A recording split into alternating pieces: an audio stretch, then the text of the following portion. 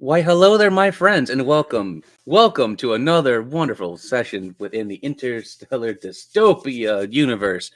When last we had all been together, our players had literally just by the skin of their teeth managed to escape a static dust storm on the surface of Mars, whereas they had found large swaths, entire platoons, if you will, of the undead marching on the surface, heading towards a generalized location. Using their recently found vehicle, they managed to skirt right past the security doors and slam into the central control station, where Jack, in a fit of brilliance, managed to open access to the under security suite. This is where most of our players find ourselves today, as they had followed Jack into the Underkeep in order to discern what had been happening with Central Command. Now, our first player for the day shall be one who has not made their debut yet, so we shall address them joining the crew. Deep in the underbelly, below security, there's an isolated lab with various amounts of, let's just say, interesting experiments going on. Some appearing organic, some inorganic, some seeming so alien that the mind could never even begin to understand their processes.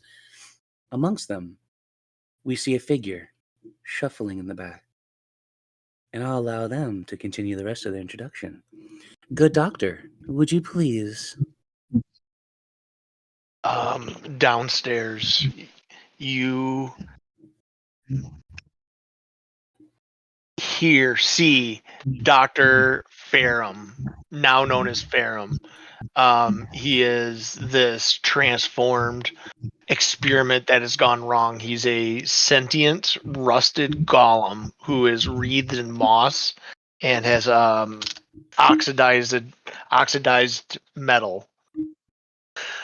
He walks extremely slowly. He is just as much of a machine as he is a man, as he is bloom or ruin even.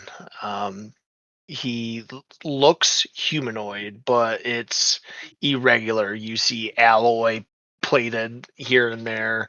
You see glowing spores veining through, and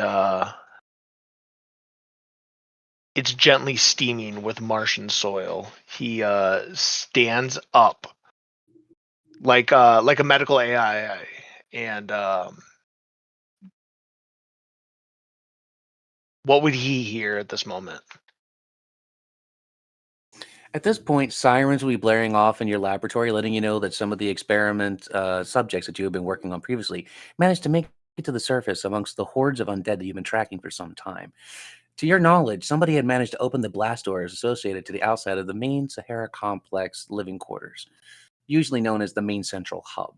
You know, it's been some time since you've heard living souls work here, so something is definitely amiss to your knowledge. Would you like to go investigate? Yes, he would say, "Alert! Hazardous conditions detected. Please ensure safety protocols are engaged. I will stand by in protective mode." Beautiful. As you are engaging protective mode, you notice that there's a large hatchway attached to a central ladder that opens, leading to the main central command center, not far from what is known as Sahara Security and Enforcement. Do you choose to climb the ladder? Yes, I will climb the ladder. I will place my arms up and I will slowly ascend. As you are slowly ascending up the ladder, to those that were in security, you see the good doctor moving around in his lab. The camera footage not quite in time with this movement, so it's kind of like stutter frame, right? At one moment you see him at the bench, the next you see him looking around, the next you see him fiddling with some equipment, and then he's gone to your perspective. Before you even notice, there's a pneumatic hiss and a click as a door in the central floor opens, and rising from beneath will be one Dr. Ferrum. Dr. Ferrum, nearest you would be one's Jack Blackman and Celine. The other two, a little further out of your general reach, you'll have to move in order to reach them from where you are. Where would your primary target would be in this case? I'm curious. Whom do you Um, wish to initially interact with? as I would arise from this sealed area, I would look up at the two of them closest to me, and without even distinguishing between the two, I would just say, "Designation: Ferrum. Functioning, terraforming, liaison. Handshake protocol pending. Consent." Beautiful. Due to the fact that you are targeting both without indiscriminate, I shall put 6 minutes on the clock and allow you to have a joint role play with your fellows. Have fun, you three.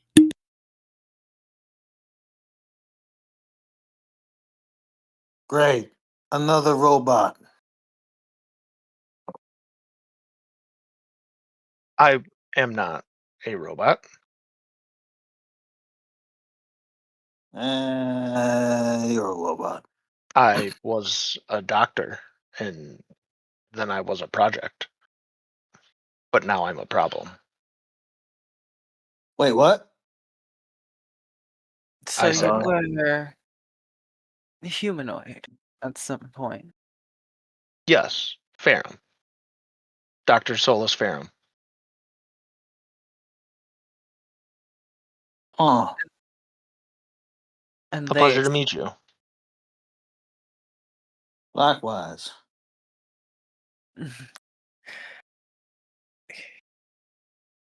Would It's a pleasure. you? It's a pleasure to meet you as well. Would you like assistance? Do you know anything about what's been going on? I have been downstairs working. Going on. Describe. So basically, my crew and I, or the original crew, Celestia, Sir Bell, and me, landed here not knowing what was going on. And then Celine shows up at some point. Basically, we're surrounded by undead, and we don't know why and what's going on.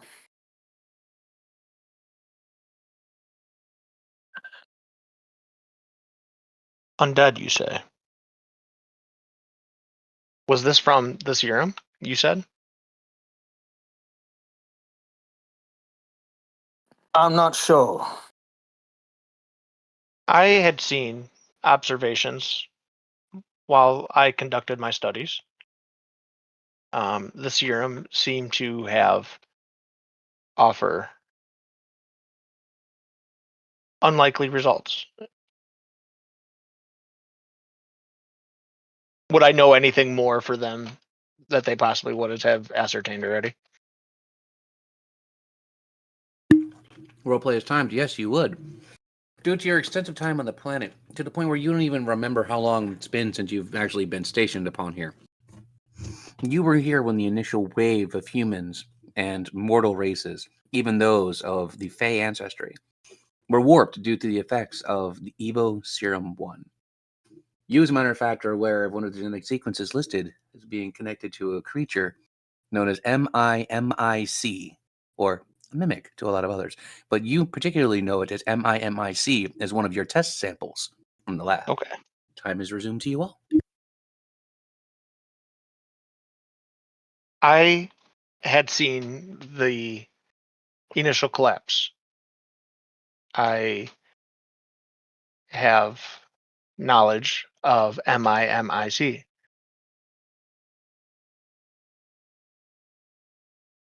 Does this sound familiar to you? Were there colonists before us that got Yes. here before my crew? We had been here for many years studying. I was on the studies in my labs. So there were other people when Ollivander was around. Correct. You do know that our ship was 50 years late on arrival. I had seen that there was incoming ship.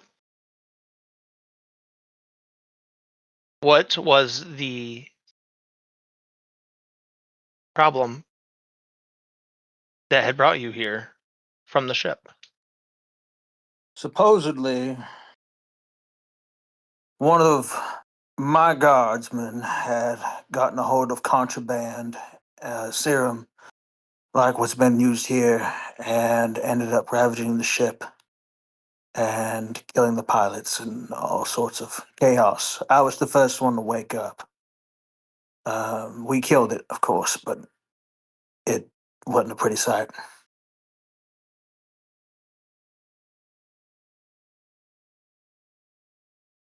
The dead walked here. They serum brought hunger into their instincts. There were whispers from the roots, and then the crops pulsated as in veins. I saw grain bleed with rust, and it screamed. I was in the middle of it all while it was here. I mathematically should not be alive. How did you survive? That is a question I can only offer to this beautiful planet. And I will give everything I have for them. For us. So you'll help us then. Do you intend to destroy? That depends on the current situation we're in and how much you know. Because if we can fix it, I say we probably should, but if we can't, doesn't leave much options, does it? I will attest to your side for now.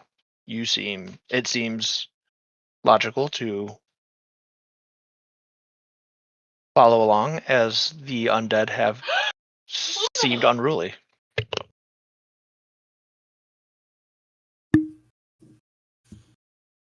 Beautiful. I will add a plot point to each of your tallies. Thank you. As you have been divesting this information and having yourselves a little talk, it's still your turn, Dr. Ferrum. So if you would you like to do an investigation roll for me to see if you notice anything going on with the central security console? Absolutely. That The challenge to is beat shall be 13 on the dice. Ooh, that is a 12 plus 0. I'm afraid, though you are quite familiar with the ongoings of your lab and you have been used to that environment for a good number of years, upon the surface, you are less knowledgeable and you're not quite certain what that alarm would be. Keep in mind, it is going off, so you could always assist a player with it on their turn if necessary. You still have movement left for the turn. Would you like a I would. description of what options you have available to movement? I would. My number one thing would be to turn the alarm off, because I know it would draw attention. So, however, whichever Absolutely. So step I'm your moving hand towards hovers that, over the that's what I central would control. do. Cool. Gotcha. As you were previously coming up through the center of the floor, you were not far from the main console. So almost second naturally, you throw your hand over a digital sensor and it reads the chemical composition of your hand, and you see the sirens themselves have silenced, but the message is still flashing across the screen.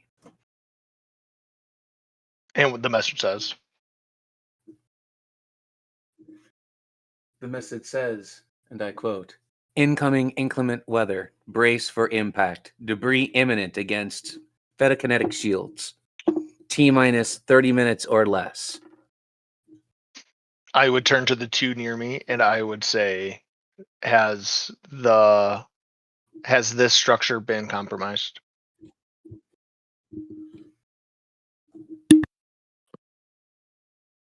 Well, as far as it being compromised, I don't think there's any significant damage. But with the undead outside, I'd say it's only a matter of time.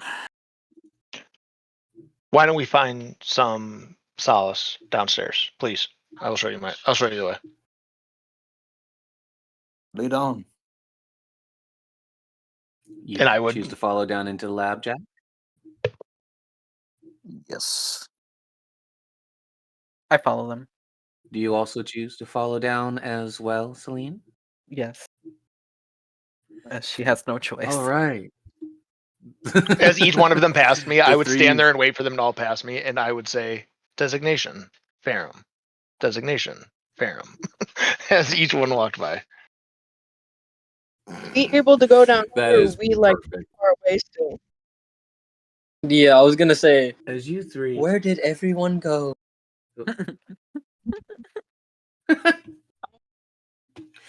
Every keep your time I making your way leave them down alone. to Ferrum's land.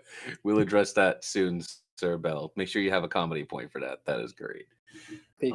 As you are making your way down into the central lab structure, our perspective will drop over to Celine for our turn. So, Celine, you're getting an opportunity to see some more advanced technology in the lakes you are normally used to exposure, especially due to how you came to be here.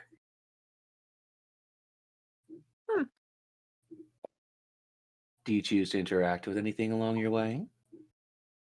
What do I see? Roll for me an investigation and do better than the challenge of a 7. Investigation? I got Yeah. I got 7 on the dot. You managed to pass the challenge.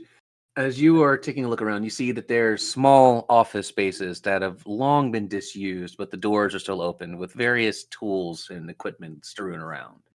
It's a long hallway, about 15 rooms, before it opens to a larger substation. This is where the good doctor has made his central lab.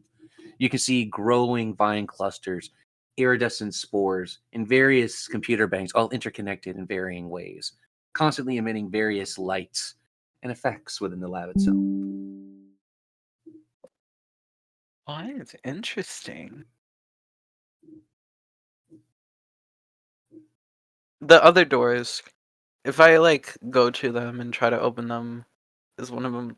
Can I like go to one of them and like try and open it?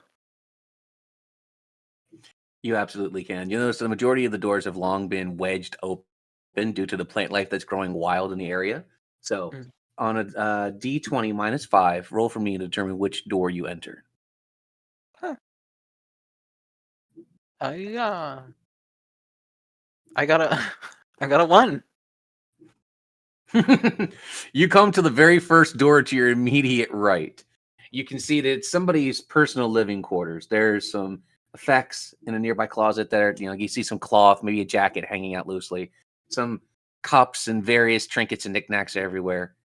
I'll allow you to investigate the room if you wish. Okay. I will investigate Roll it. for me another investigation, this time with advantage.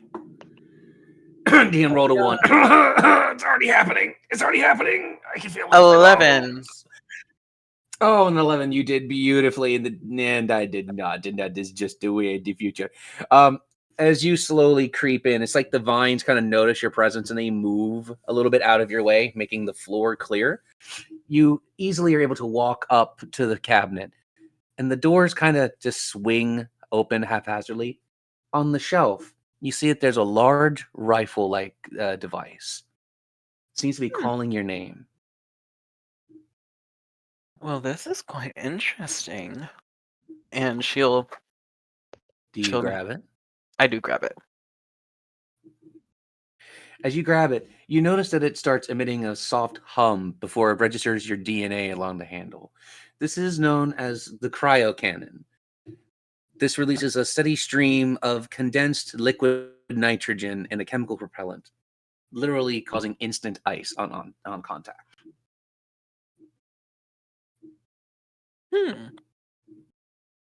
Quite interesting. Next to it, you see a small data chip. It has a pre-recorded message on it. Do you choose to activate? Yes. Yes. As you slowly press a button, you see a digital embossment of a scientist of sorts. Thinning hair, wireframe glasses, rough cut beard. Very, very mousy in body structure.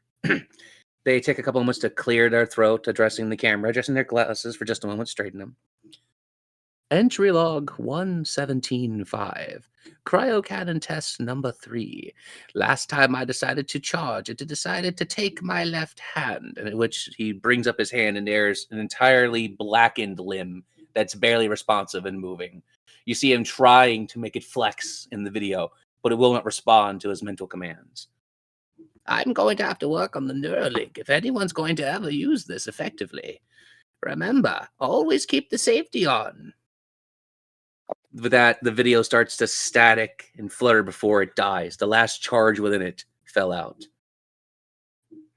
Ugh, this is just great. So now I don't know if it will blow up on me or not. Maybe I can give it to one of my friends.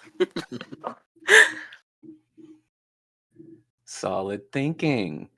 So you choose to add that to your inventory for now? Mhm. Beautiful. There's still one other area of the room you can search before you can easily move on to your next location. Do you One choose to more. do so? Yes.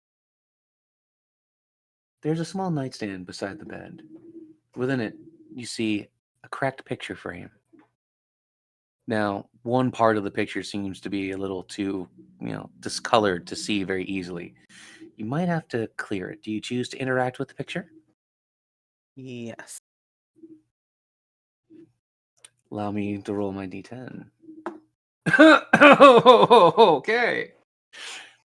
As you make a couple of easy passes with the sleeve of your ensemble, right, trying to clean the glass, at first, you Ugh. notice a young blonde woman with a very tight bonnet, flowing dress, floral print at that. And in the background, you see a tall gentleman, long flowing hair, scraggy beard, a black signature hat that you almost swear you've seen somewhere before, but you can't quite place where off the top of your head. Hmm. And in the picture, there appears to be a small little bundle wrapped in cloth. Hmm. What's this? She will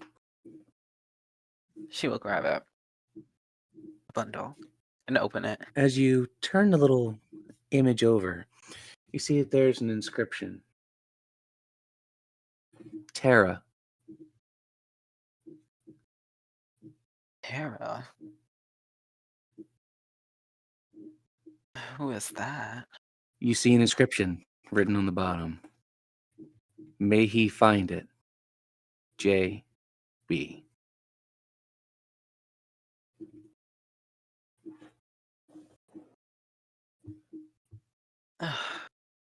No gold pieces? What a useless trinket. I might as well burn it. No, I'm just kidding. She will so it says JB. You see, may he find it to JB written on the corner. To JB.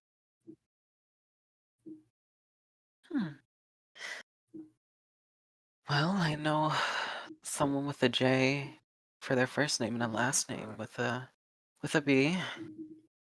Maybe this could be important to him. I'll keep it in my pocket. Very well good. Beautiful. As you add that to your inventory, you very easily slide back out of the room, making your way down towards the rest of the lab, where one Jack Blackman and the good Dr. Ferrum are looking over some instrumentation, noting the path of the various undead moving across the surface of the world. And that will bring us to Jack himself. So, Jack, for the last couple of minutes, you've been watching the instrumentation with Dr. Ferrum, kind of getting a general flow for how the undead have been moving across the surface of Mars. Would you like a synopsis? Yes. A digitized voice comes from the central computer system. There are currently 14 packs of undead moving across the rapid center of the Martian surface. There are 3 packs outside the main Sahara complex vicinity. Warning, warning, solar grid in imminent fear of irreparable. You hear the recording start to fizzle off as the power starts to short circuit a little bit in the nearby lab. Something is attacking the generators.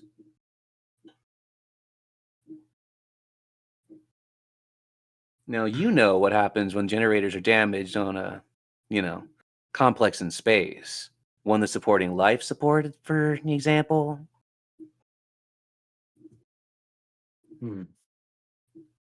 That's something we better go investigate. I take one of my space reds, What do you put it in my mouth, and light a match. So, who's going with me on a job? Any takers? I'm talking to the whole group here, by the way. Since some didn't follow you, you could easily use your comm link in order to extend that message out. Yeah. So I will allow you all a group role play and have some fun with it, everyone. Where did you guys go? I looked around. You weren't there. We're in the lower levels. There's lower levels. Yes. I didn't miss them.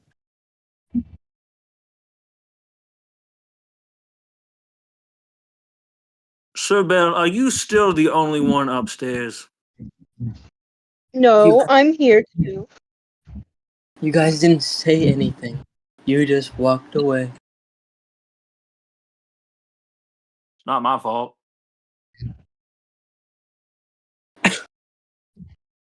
How You do could you have get followed them and like, downstairs? oh, they're going somewhere. How about we follow them? But no. You had to just watch us leave. Next time, I'm letting the monster eat you. Next time a little bunny wants to turn you into a scrap pile, I'm just going to let him do it. Fair. I'd rather have Anyway. a robot instead of you. Where is downstairs? There's a ladder in a little compartment. Go down the ladder. I mean, I can just float down. Got it. Do you need Also, have you assistance? found a way to shut off the alarm?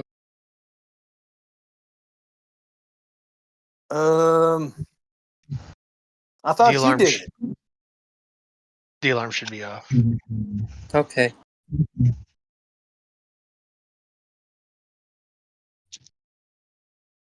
Also, what was that other voice I heard?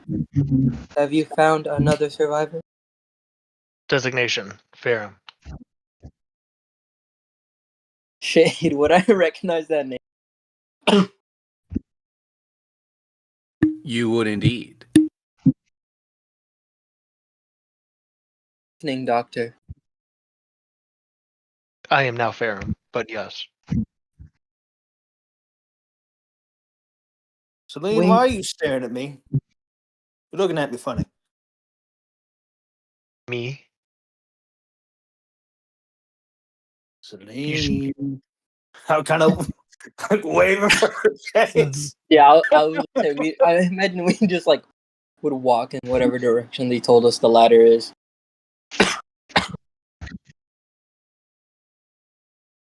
Us losing power is not optimal. It is not. We should fix that before this place is also compromised. Can I do a check from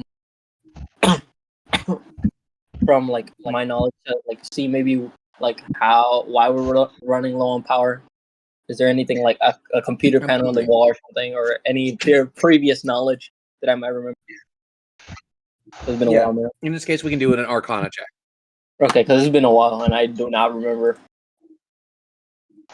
Arcana or History, whichever one you have the higher bonus at. Nat 20 plus. Well, DM rolled a 1, so you were fine. You were fine. You were fine. You were fine. I excel in technology. You notice as you connect with the mainframe, trying to scan through all of the cameras that are attached to the Sahara complex, that there is a pack of undead literally bashing their limbs against one of the outward generators attached to the grain field. That would cause a problem. It seems the threat levels are moderate to high. Indeed. Shall we proceed with caution while we try to eliminate the threat? I suggest we. And I look at Celestia because I know she has done ice things and they're weak to ice. How much ice could you produce? As much as I'd like to.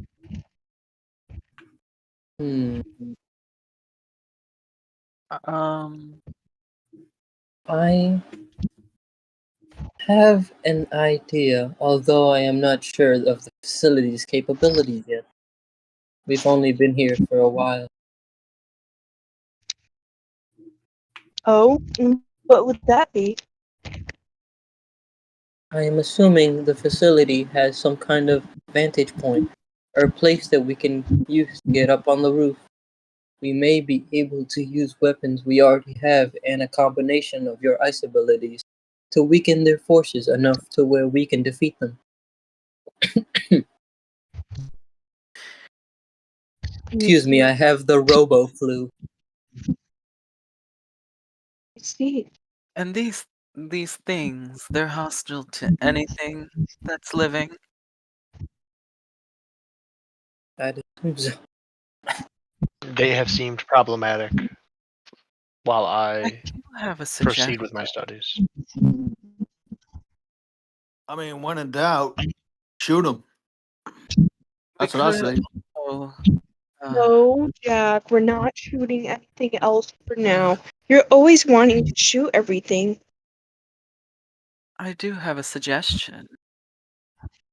What's that? If they're so hostile towards anything that's living or makes noise, we can use Sir Bell's little friend here to be as a noisemaker. Move them away from the generator into another part of the facility. Your sacrifice, mini-me. Your mini-me can crawl through small spaces. I am sure it can make it out alive. How inconsiderate. If I told you to sacrifice your child, would you? Like It's I pick up it's Mini not a Bone, like child put him though. against my face. It's not a child though. It's just a copy of you, but tinier. Kind of adorable. Kind of. Jack, you have a wife. You would understand. At least I thought so. Hey, As you don't bring lot her into are this. having this conversation and you're trying to determine what to go on, you see that the lights continue to flicker. Electronics are all around you. There's blaze coming on and off in varying intervals. Who's the advanced party that'll be going? Mr. Blackman, would you like to assist me? Gladly. I'll sacrifice Belle if it means at least some of us survive. There They is won't no be. guarantee. They won't He be a is very problem. I didn't say your Sir Bell, your mini you, had to go out in the front to make noise and let them get chased. All that I'm saying is to get close enough to make the noisemaker so they can hear the noisemaker. If we I get it don't loud enough, they will chase that noise to hunt down whatever is going. If Garrett, all you wanted was a noise, I don't need to sacrifice him. I would like to use magical tinkering, grab like I don't know, it's like punch the wall, grab a bunch of wires or something, or like I don't know, maybe like take out like parts of me and make a little noise machine. All right. All right. It has, All right. For one, I have to applaud you for the phrase. I'm just gonna punch the wall and pull out a bunch of wires. And I have to applaud you just for that sentence because that's a good mental image. Robot's arm goes through wall, grabs out wires. My heart, I have it. But no, Yeah. I'm going to say in order for you to find the necessary parts within the lab, due to Okay. the Dr. Ferrum throwing things everywhere in his pursuit of science experimentation, challenge is a 5. So please roll me better than a 5. What do you want me to roll? D20. So, okay. Just a flat D20, better than a 5. Got it. 18. Oh, beautiful. You are very easily able to take some of the salvage tech that Dr. Ferrum has discarded over his years of experimentation, and you create what is known as a distraction device. This thing emits a high-pitched frequency noise, and after enough undead get near it, it will detonate. Oh, I was gonna say because the way medical works is I can have like a 6-second recording. I was just gonna say, here, one of you record your voice. You will probably go towards. Just make a little like, hey, come over here, like FNAF. Hey, come over here, device. All right. We have to decide who's going to do the recording. So if everyone would roll a flat D20, and whoever gets the highest value, they're the one that'll be recording the message. I'm out of it because I made it. I'm not recording my voice. Garbage. All right, well, minus yourself. I would prefer not to. Thank you. I understand, Doctor. Lucky for me, I got a nat 1. I mean, I'm not like forcing So it I on guess anyone. I'm just holding it out. I got a 2. I guess that's... Oh no, Jack, what do you got? 15, mother. Oh, then Jack, you shall be leaving the message upon the device. What is your 6-second message that will be used for the distraction bomb? Hey, you bastards, come and get me. Blah. Recorded. I imagine Sir Bell has like tweaked all the audio perfectly to hear every blah blah blah blah blah before Yeah, it it's like explodes. Like that's the the timer. audio goes up. It's the blah blah blah blah is the timer before it explodes. That's perfect. So you craft this device, and it kind of looks like a little suction cup with basically a whole bunch of doodads and wires on top, with a thermonuclear device tied to a timer, more or less, and a speaker. Not a great one, just a speaker. Yeah. That's great. In order for you guys to go and deal with the problem, however, you're going to have to, for the first time, step upon the Martian surface. Luckily for you, within the lab where Dr. Ferrum's been, there are a number of experimental surface walking suits. You're going to have to don them. Now, when you're in these suits, you have a -1 to your dexterity, but a +1 to your strength. Question, Shade. Would I need one? You would not, because you're a robot. Yeah, Anyone that has that's to why I wanted breathe to ask. will require oxygen. Yeah, because Yeah, no, you're fine. Like, no, we're not going to make the robot put on a spandex outfit, all right? Okay, so who all's going? I will go. Theoretically, I am the only one that needs to step outside, but you are welcome to go. Yeah, I'll go. I take my hat off because I know I'm not going to be able to wear it with the suit. And I leave it on the table and I stare at everybody else in the room. Nobody touches my hat. It Just better put be it there when I on. get back. Put it on top of the suit. No, I don't want to get it ruined. Unless you guys are going out there, I'll just stay here and watch. It's going to Mr. look silly. No. Mr. Mr. That's Jack funny. Blackman. Sorry, that's funny. Yes. I was scavenging through one of the rooms, and I thought this might interest you. And I pull out the frost cannon. Oh, It seemed in please. perfect I'm condition, going to and put it. 4 minutes on the clock. Oh, okay, sorry. Celine, you and Jack, take 4 minutes. Address the cannon and the other item you found. Have fun.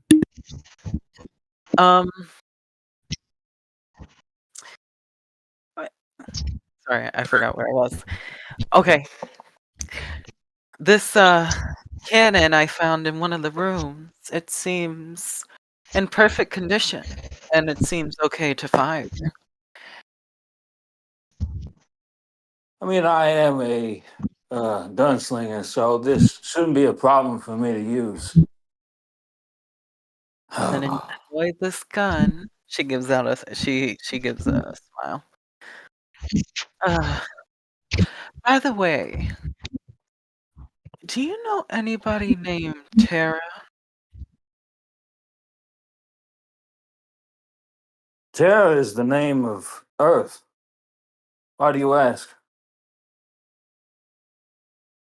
You don't know any person named Tara.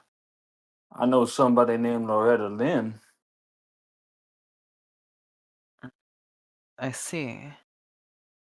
Well, and she like rummaged through her pocket.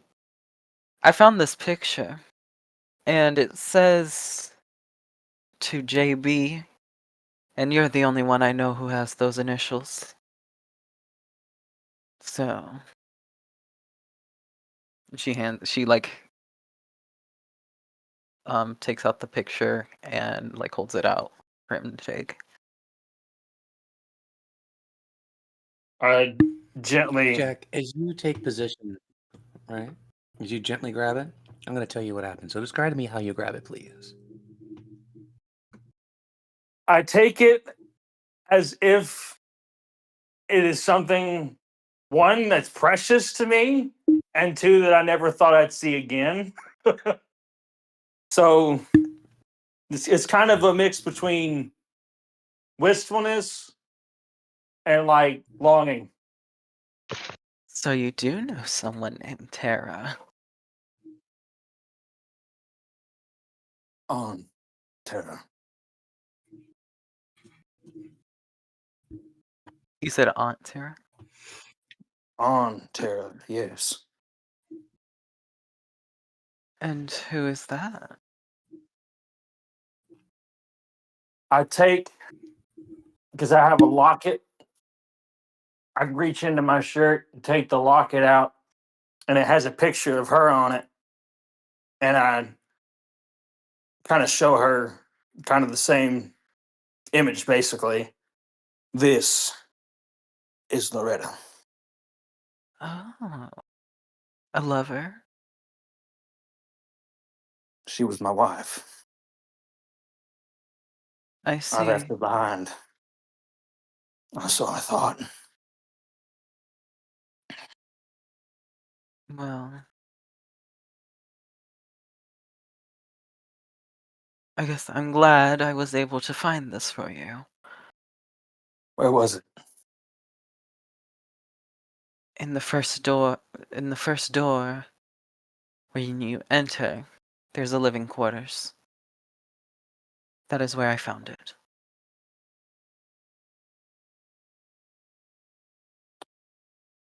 So she did have child here.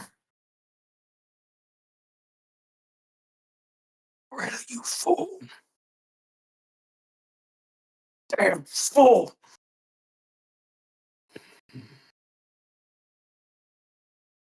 I can't worry about that right now. Jack, Thank you. No problem, would you dear. roll for me an investigation on that particular image since you've been holding it so dear? And Investigation. make the challenge.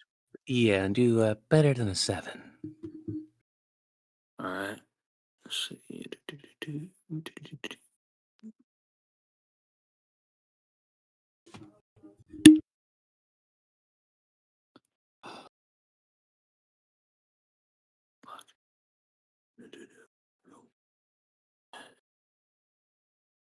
I got a 10. You managed to overcome the challenge. As you are looking over this frame, turning it end over end in your hands, you notice there's a series of numbers, coordinates. Coordinates you start to understand collate to a location here on Complex Sahara.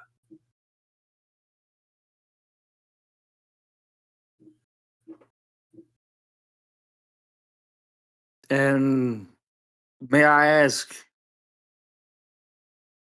where those coordinates lead?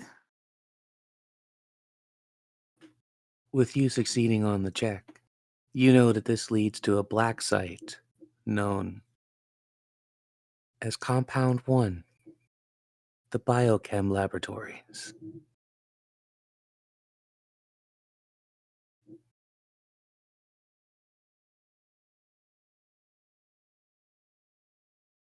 Why are the coordinates there? Well, I kind of rub my eyes. I don't understand. What was she trying to tell me? Just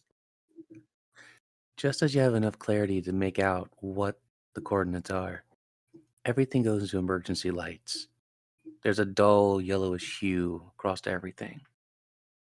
The main generator has been shut down. You're on reserve power. What do you do?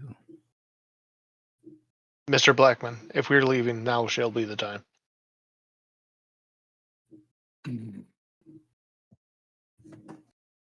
Let's do this. I take the picture out of the frame and I fold it up and put it in my pocket. As you pull the picture out of the frame, a small microchip falls from the interior of the frame itself.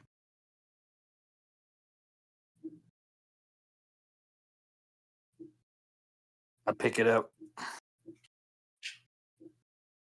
and You put that in notice my right pocket. away on it is Evo Core and Gaia Tech. Something from back home. You choose to head out with your comrades, I take it. Yeah, I don't even have time to really consider it. You guys very easily step into one of the facility's clothier stalls in order to put on one of the proper, surface walk suits. And those of you that are able to, those that don't need it, obviously not a problem. Within the lab, there's a small exit way that the doctor has been using to come and go from the surface. Very easily, you make your way out towards that doorway. Sir Bell, since you are the one who takes the least amount of damage from the surface, and it is your turn, you are leading the pack on this. You and Mini Bell and your sound device. Okay. We'll say Beforehand, it's going to take about... Yes, please. I would like to go up to Jack, and just put my hand on his shoulder. Jack, I understand that I have been somewhat hostile as of late, but listen, we will find out what happened. And we do not have to worry. You will make it back home. And you will see your wife again. I promise you. I think And then she's already here. Long gone. let's hope not, my friend. Let's hope he's here in one piece. So too. And then I walk ahead of everyone. I'm As you gonna have silently glide out on your retro with the thing. You're going to do what? I'm gonna have a mini bell hold the thing just in case. I figured you would, as about to say, as you were kind of silently gliding out upon the surface. This is your first real look upon the surface of Mars without any of the dome to protect you. No UV filters. No defense against the harsh environment of space.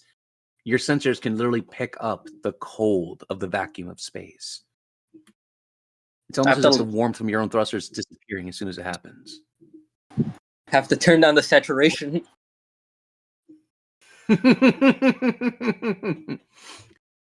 As you are making your way across the surface, and mind you, gravity, you have less resistance, no wind to slow you down, so you're able to move a lot further easier, right? The equivalent of a 10-foot step is equal to 20 feet out here. So you're able to very easily cover a good amount of distance. You see that there's a large dune-like structure off, not too far from your nearby northwest. And from it, you see debris being flung in different directions. little quakes appearing across the surface of Mars along so. Your sensors are picking up seismic activity that shouldn't be present here. And not far in the pit, you see massive energy readings. This is where one of the generators is.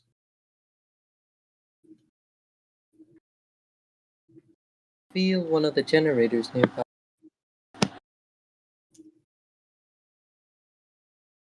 I don't know whether to jump for joy or cry right now. Or both. You seem to be emotionally compromised, Mr. Blackman. Do you need to go sit down? No, I'll live. Just I would say I need a minute, but I can't have a minute. You do live, yes. And a minute is not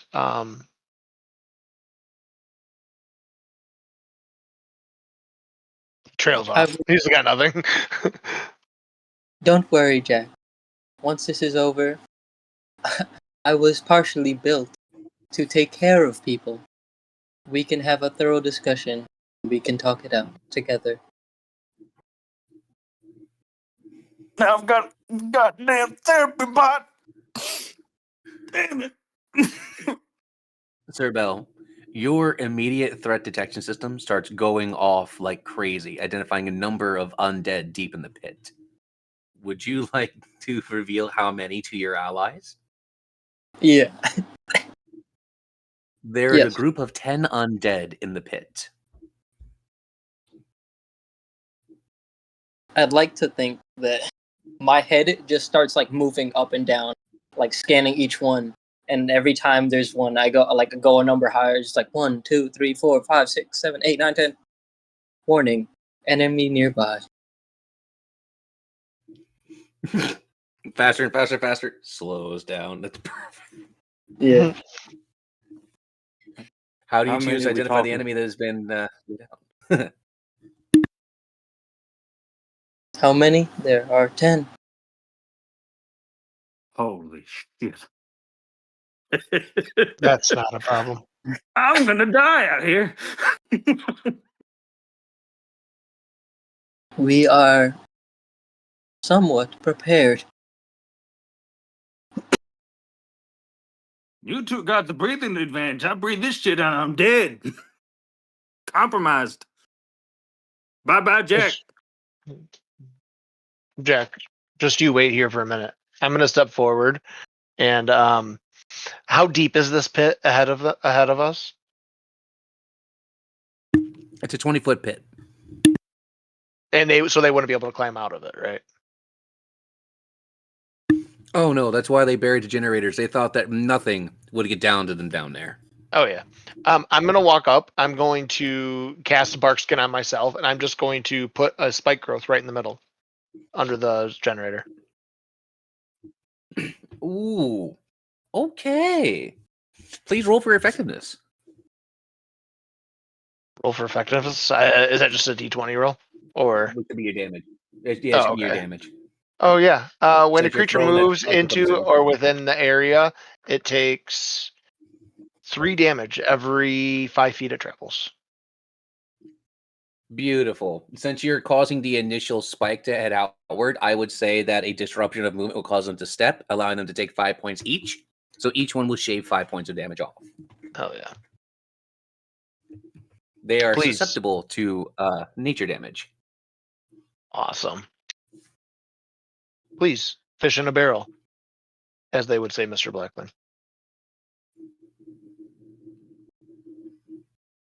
My guy's trying to psych himself up.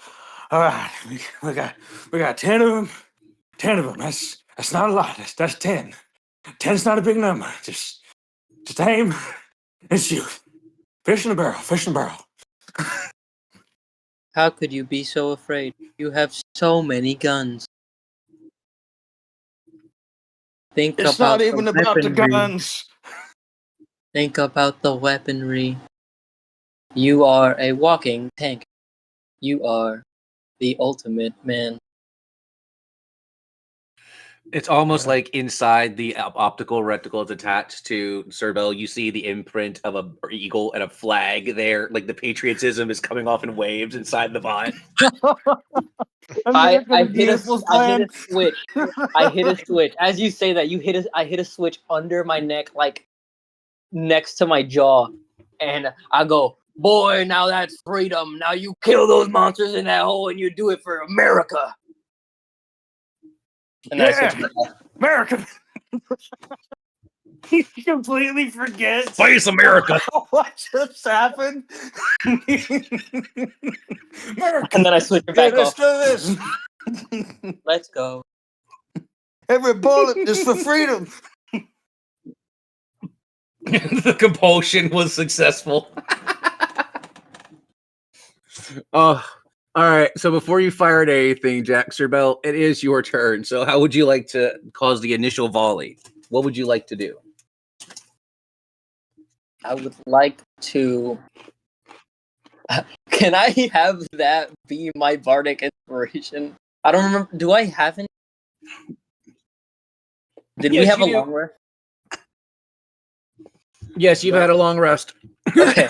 Yes, Yeah. I will allow that to stand as your bardic inspiration. Okay, that's my. I'm giving it to Jack. He's in the dumps. The power of patriotism compels you. That's my bonus action for him, and then I'm going to.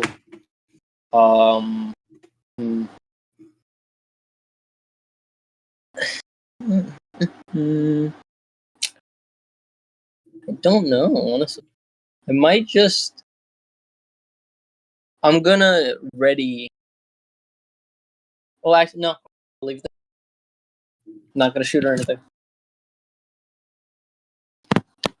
So,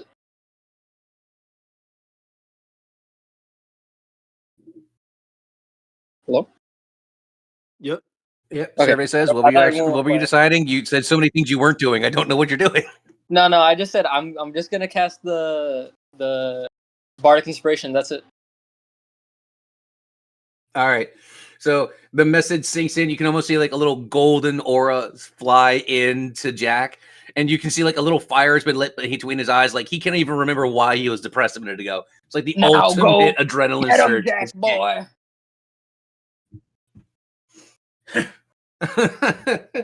We're born for Oh this. man. Now go get him.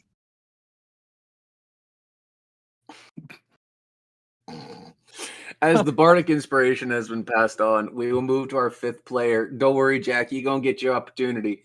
But there's a certain starborn that has been following you to the surface, and it is their time to shine. Celestia. Oh, are we all going?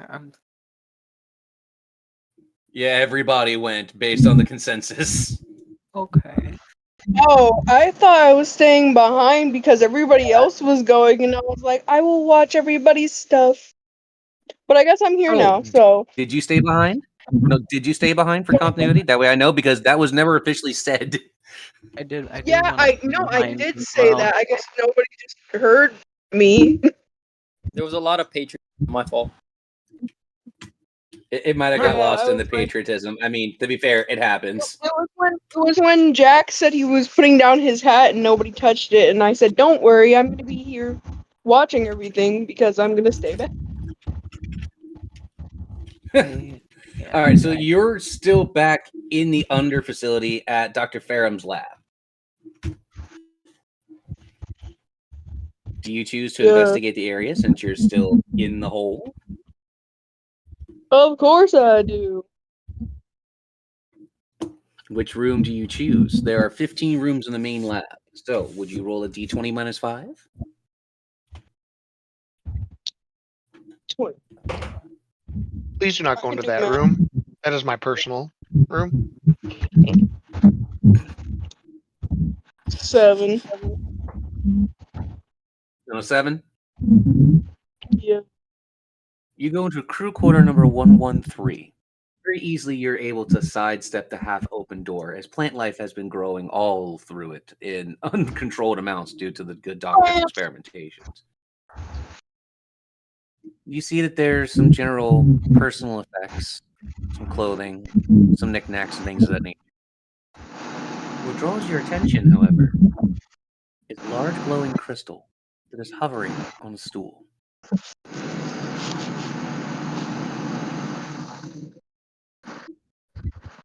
I'm gonna waddle my way over there. Well, not waddle, you know what I mean. Like float my way over there and look at it and be like, fascinating.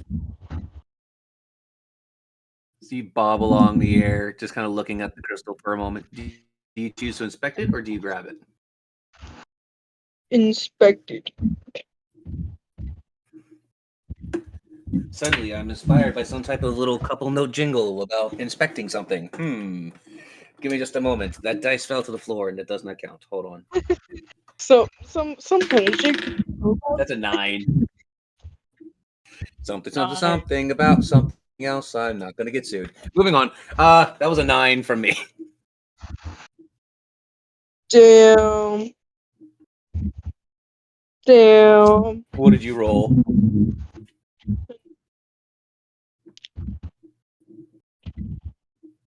It's just in that one. I'm gonna Oh, cry. oh. I'm afraid, though, you have managed to kind of find some knickknacks, most of which is not very important. This particular room didn't net you much aside a spare pair of clothing in case something would have happened to your own. You notice it's a unisex, basic uniform style for Zahara Complex. Yeah.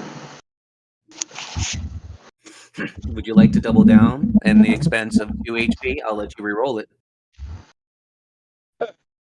Sure. Deduct 2 HP for each people and re-roll again. The new challenge is a 2. Oh no, a 2! Nate.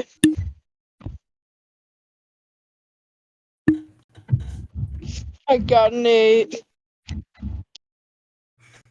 On an That's 8. better than I can You count. notice as you've been taking a look at things, the appearances of the person in the picture seem a little familiar. Almost like you've seen them somewhere before it comes flooding into you. You are in the personal quarters of one D.B. Cooper. Yeah. The dude from the beginning? Up on the wall, there's a personalized rifle. You could very easily grab it from its mounting. And that's what I do. I grab it. You have a laser rifle now added to your inventory. Though you have no proficiency in using it, you could use it in an emergency. I'm gonna just put that in my magic bag that has like no end to it. You just see it disappear. Now, as you stayed behind, you noticed that the power is still fading pretty quickly. You can hear various devices within the professor's lab starting to lose connectivity and power down. And when each one does, the plants within the lab get restless. Can I try to get like in tune with the universe to try and do something about this? I'll allow you to try and channel the universe to your advantage. Challenge is going to be a 15 or higher. Please. 19! I got a 19. On a 19, as you are trying to connect to the oneness of the universe, you can see that these plants are trying to feast, and their energy source is being cut off as the life support is falling down. They're looking to the nearest source of life, and you're it. Ah, damn. You know you have enough opportunity. You could easily fly up and out the laboratory and be safe. But I would be quick if I were you. These plants are growing ravenous. Without the good doctor's presence, they seem to be developing their own hunger.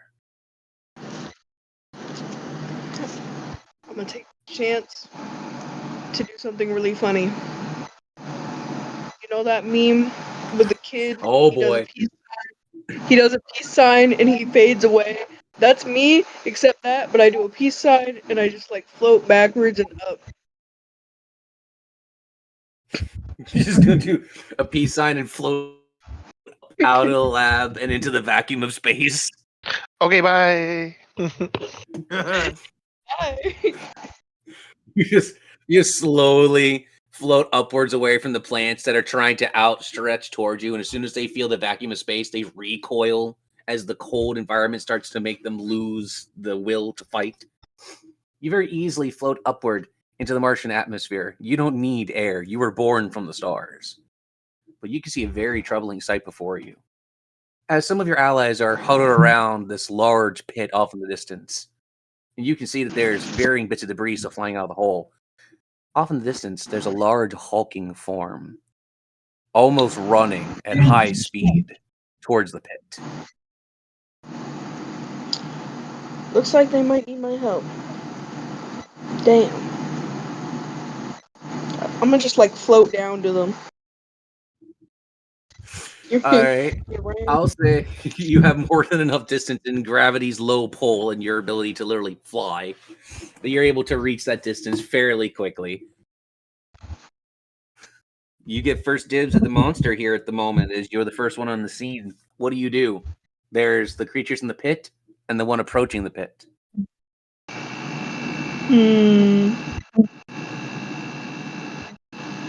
How many creatures are there in the pit? There are 10 in the pit and one approaching. It is a very large form. You've seen this creature before, actually.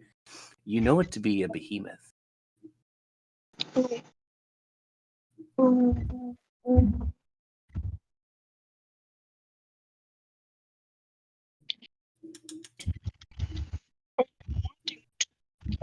Ray of Frost.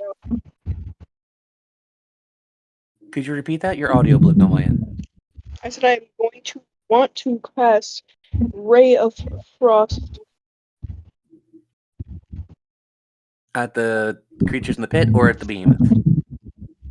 At the pit. Into Okay. the pit. You're going to cast it into the pit. All right. Ray of Frost can activate in a 15-foot cone, correct? I need to read it again. Hold on.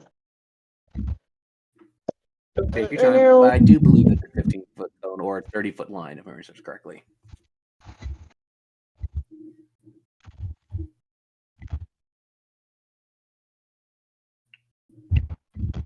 Or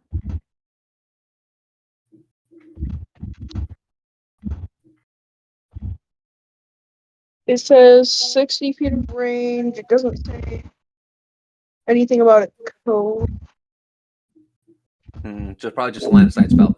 All right, then you're able to target one target within the hole. So which one of the 10 do you target? Zombie Whichever A through... one closest to my side of the hole that I landed on. All right. Armor class is a 12, so you're going to have to hit higher than a 12 in order to hit it with that ice beam. So what do you got? 17! Not a problem. You're going to be able to lance it with icy energy, no issue. Roll for damage. Remember, they're susceptible to cold, so it's double damage. Dude.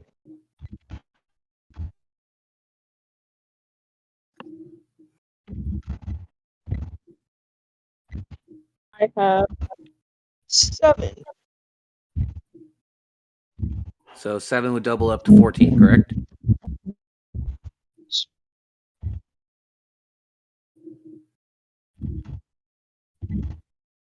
Okay. So on that 14 points of damage, you managed to lance one of the undead through their chest, removing some of the internal organ structure and bones. It flies off into a frozen lump along the side of the pit's wall. And that undead falls to their last breath. Literally, the last of their motion fallen. There are 9 left in the pit, and the behemoth quickly approaching. Anything else you choose to do? Now I'm gonna just stare at the rest of the group. Just go stare at him awkwardly, like, I'm here now. You wanted this. Yes. That'll bring us back around to our first player for the day, Dr. Ferrum. Ayo. So we currently have Dr. plant Ferrum, growth. Oh, What? yeah. Oh, You please do. go ahead. Oh, but you have that plant growth going on. You can tell that the behemoth is coming closer. You've heard the sounds of these creatures before. You know what they do. How far from me is the behemoth? 15 foot and closing quickly. It is a 7-foot tall monstrosity of a creature that has misshapen limbs, one largely muscular and one very bony and frail. Very cool. I'm going to turn towards the I'm going to keep my plant growth going. I'm going to step up towards him, even though I have a very large reach, and I'm going to hit him with my weapon called the Phantom Touch. What I'm imagining is it has a 50-foot range, but I'm kind of imagining I spike plants through the Mars terrain, and like it pierces up towards him in like a sharp like thorn into his like ass, I guess, or like his like feet or his legs, somewhere like in his bottom. Going for his rear flank, basically. Yeah, essentially, but it's not, it's just like a needle. It's just like a needle emerging from the ground. It's not anything like insanely. That's all I got. So I will roll. Right, So he'll I take will his roll. damage for that. Okay. So that's an 18 Yeah, to because hit. you already have if he moves into the area. Yeah, so the Okay, 18, you've yeah. already got. That's not a problem. The creature's armor class is a 16. I was Awesome. clarifying that he goes into your damage terrain, which would do the automatic 3 points of damage increased to 5 Oh yeah. before your attack hits, right? Yeah, I'm just making sure that everything's procking correctly. Yeah. So And it he gets the has initial half. 0.5 removed. He has half what? He has a half movement while he's inside of it. Ah, that's what I expected. So Yeah. the 18 to hit is an absolute goal. What is your damage for this nature's spike that you're using? 8 points of damage as I pierce him through the rear flank. Beautiful. That'll increase to 10 due to the natural fact that it is susceptible to nature damage, more so to cold, but nature does a little additional kick. So you manage to pop an additional 10 points of damage into its flank. You open up a gaping hole where you see unusual colored blood start to leak before freezing to the surface of the creature's body. Very cool.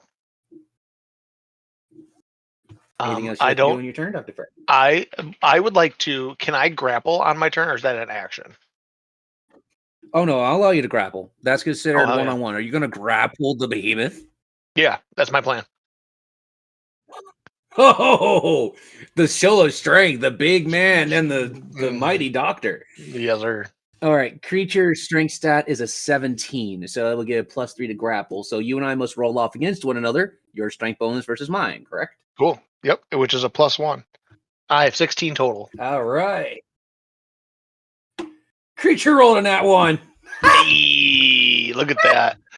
As That's a the critical thorn, failure. Like he was. Go ahead, please.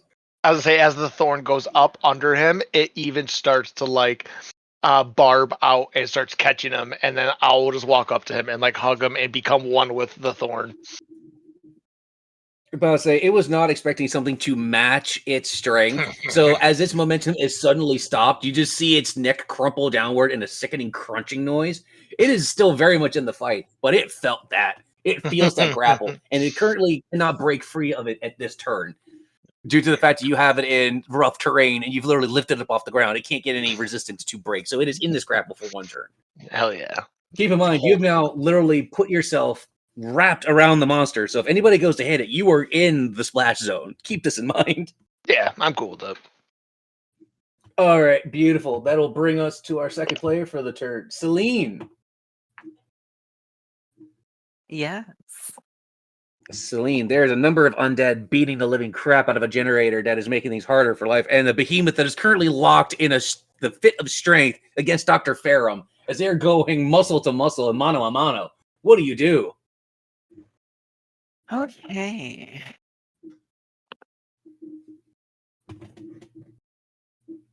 One second.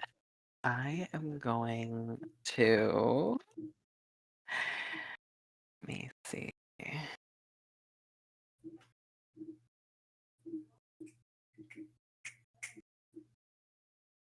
am going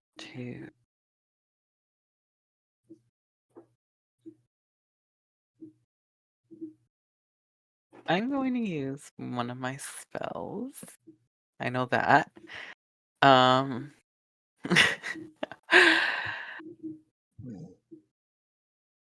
it.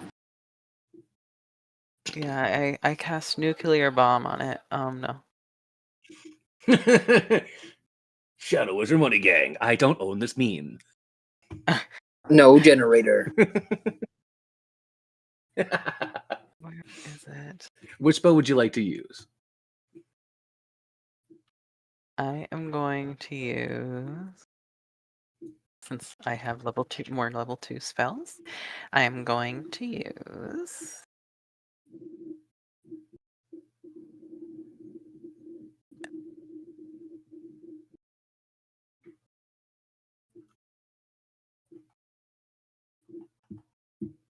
I need it to make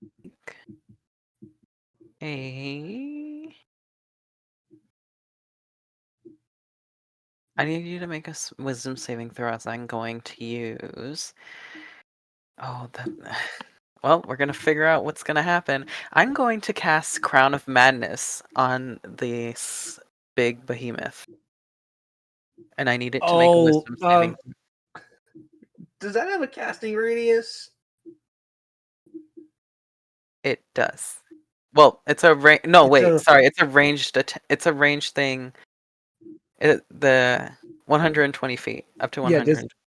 does it hit more than one target, if I understand correctly, or is that just a singular target spell? It's a single target. I can read it, the description to you. Okay, all right, please do, just so I can be clear. I haven't had a player hit me with that in a long time. One humanoid of your choice that you can see within range must succeed a wisdom saving throw or become charmed by you for the duration. While the target is charmed in this way, a twisted crown of jagged iron appears on its head.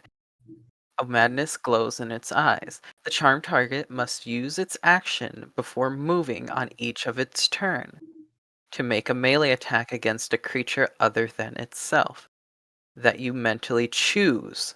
The target can act normally on its turn if you choose no creature or if no one is within its reach.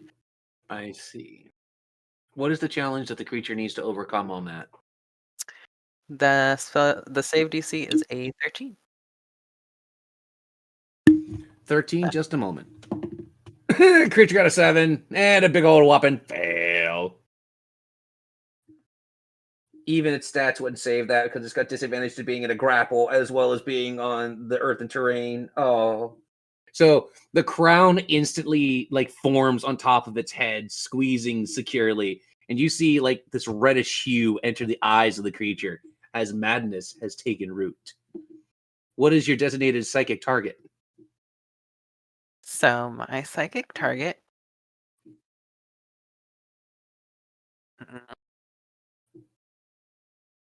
it can't really it can't really make an attack since it's grappled. Oh, it can. And how far is it from the hole? Oh, it can. It's 15 feet from the hole where Dr. Ferrum managed to stop its momentum. But it does have an attack it can use in this state.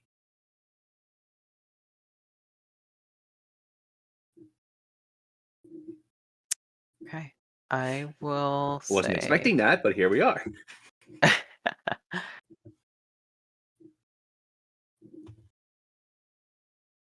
I will say it will make an attack since it has disadvantage anyways, or double disadvantage. Let's say on Mr. Doctor here, since it can't really do nothing. Well, Hit me, I don't if you had care. clearly heard the DM, I did say to you that there is one attack it can take in this state. Dr. Ferrum, you start to notice that this thing glows critically hot very quickly, going from 50 Celsius, 100, 150, 200, 250, 300 Celsius in the blink of an eye. And it starts flashing rapidly as it does so. You hear a telltale thunking noise deep inside of its body. Do you choose to take a quick action and disengage? No, I would like to try to hold the grapple. You're gonna. Okay. Then I have the honor to announcing to you that the creature now activates bioorganic detonation. Okay.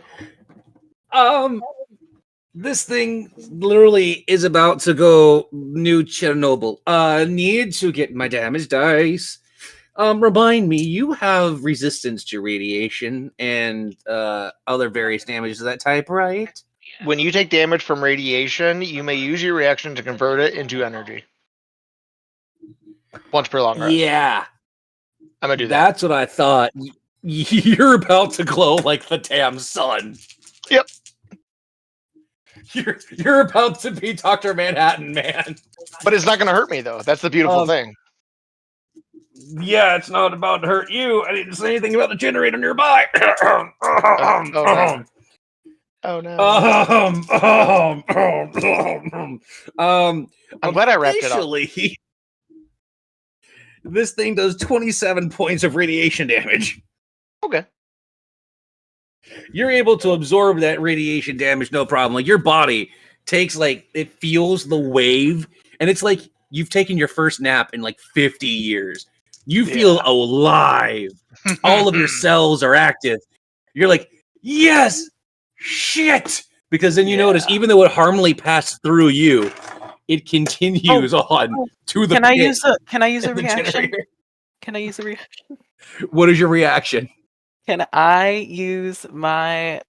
Am I able to get close enough to the hole to use my ability to create an anti-radiation field?